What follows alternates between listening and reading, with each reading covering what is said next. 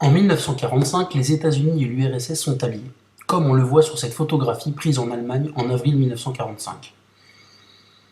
On voit à gauche un soldat américain et à droite un soldat soviétique. Les deux soldats se serrent la main. Derrière eux, une affiche représente deux soldats américains et soviétiques qui piétinent un drapeau nazi. Cela rappelle l'alliance entre ces deux pays pour vaincre l'Allemagne nazie et ses alliés de l'Axe. La victoire des Alliés est immédiatement suivie par la création de l'Organisation des Nations Unies, qui doit rassembler tous les pays du monde et qui apporte un espoir de paix. Voici une courte vidéo pour comprendre les objectifs et le fonctionnement de l'ONU. L'ONU. Si tous les gars du monde voulaient se donner la main, disait le poète Paul Fort. Après la terrible guerre mondiale de 39-45, c'est un peu ce que se sont dit les dirigeants des pays qui avaient gagné la guerre. Si tous les pays du monde. Ainsi est née l'ONU, l'Organisation des Nations Unies. Le but était d'abord de créer un lieu où seraient réunis en permanence des représentants de tous les pays signataires de la Charte des Nations Unies. Quand un conflit éclate entre deux pays, c'est à l'ONU que l'on essaye de trouver une solution diplomatique. Si aucune solution n'est trouvée, l'ONU doit prendre position et tenter d'imposer le respect du droit international. Car tous les pays membres de l'ONU doivent respecter certaines règles, comme celle de ne pas envahir le pays voisin ou de ne pas piller les richesses des autres. Donc, quand il y a un conflit entre deux pays ou même un conflit violent dans un pays, entre deux ou plusieurs parties de la population, le Conseil de sécurité de l'ONU se réunit pour prendre des décisions. Le Conseil de sécurité est composé des représentants des 5 pays vainqueurs de la dernière guerre mondiale, États-Unis, Russie, Grande-Bretagne, Chine et France. Ce sont les 15 membres du Conseil de sécurité votent des résolutions. Ce peut être des protestations, des recommandations ou des sanctions. L'ONU peut décider qu'on ne peut plus vendre d'armes ou de pétrole ou toute autre chose à un pays qui aurait violé la Charte des Nations Unies en envahissant son voisin ou en bombardant son peuple qui demandait plus de démocratie par exemple. Une armée formée de soldats de plusieurs pays peut être dépêchée sur les lieux d'un conflit pour faire respecter les accords de cessez-le-feu. Les soldats de cette armée ont des casques bleus, on les appelle d'ailleurs les casques bleus. Toujours au moment des conflits, l'ONU met en place des dispositifs pour aider les réfugiés, pour les loger, les nourrir ou les soigner. D'autres agences, qui dépendent de l'ONU, tentent de lutter contre les famines dans les pays pauvres, de lutter contre les épidémies. Pour résumer, en 1945, au sortir de la Seconde Guerre mondiale, on a deux superpuissances alliées et une organisation des Nations Unies destinée à garantir la paix. Le monde devrait donc entrer dans une ère de paix. Et pourtant non, bien au contraire. La carte de l'Europe en 1945 montre clairement que l'Europe est divisée en deux. À l'ouest, les pays libérés par l'armée américaine. À l'est, les pays libérés par l'armée soviétique et qui restent occupés. Très rapidement, l'URSS, encore dirigée par Staline, installe des dictateurs communistes dans tous les pays d'Europe de l'Est que son armée occupe. Immédiatement, les États-Unis et l'URSS, désormais rivaux, se lancent dans une intense guerre de propagande.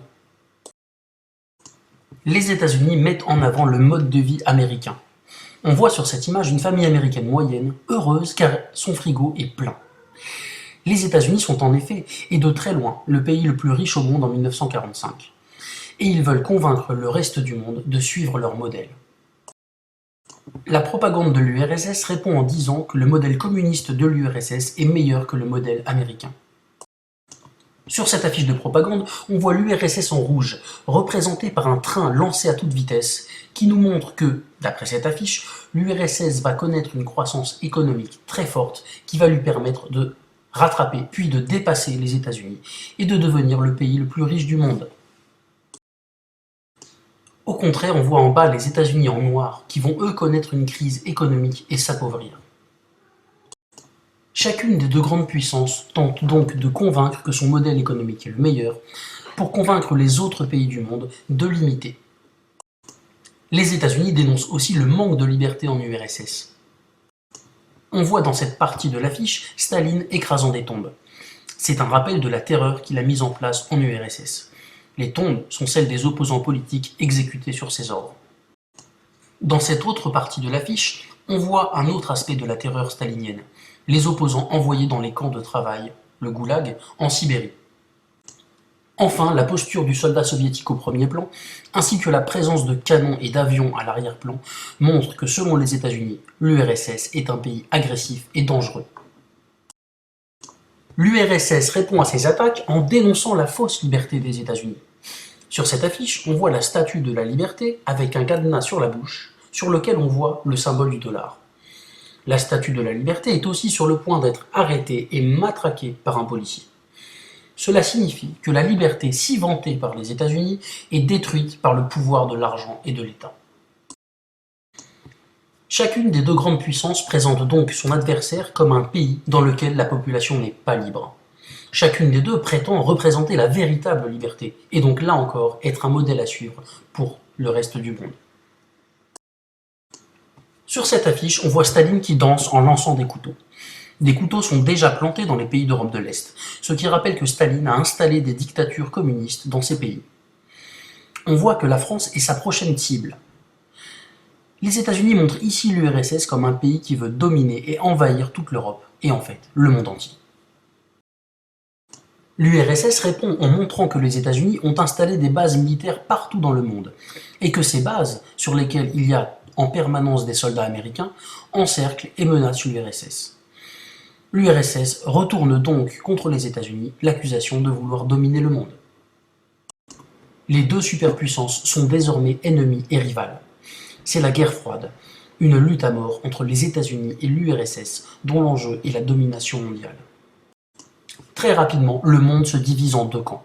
On voit sur cette caricature les deux superpuissances représentées comme des joueurs de flûte qui, à l'aide de leur propagande, entraînent tous les autres pays du monde derrière elles, chacune dans leur direction.